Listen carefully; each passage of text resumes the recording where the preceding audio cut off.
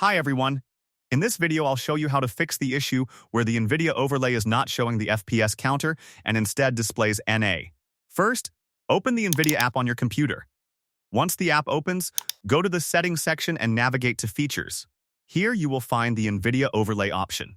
Turn the overlay off, wait a few seconds, and then turn it on again to refresh the feature.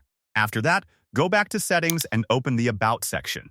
Here, make sure the beta program is disabled, and also check that your NVIDIA app is updated to the latest version, as outdated versions can sometimes cause the FPS counter to stop working.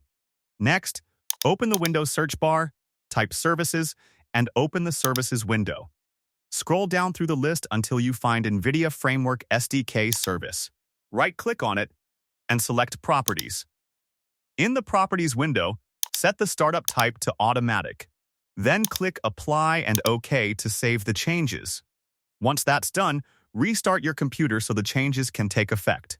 After your PC starts again, open Search and type NVIDIA Control Panel. Then launch it.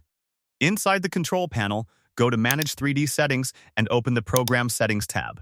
Here you can check whether your game is listed. If the game is not listed, click Add, select the game from the list, or click Browse and manually choose the game's .xx file. Finally, restart your computer one more time to make sure all settings are properly applied. After doing this, the NVIDIA Overlay FPS counter should start working normally instead of showing NA.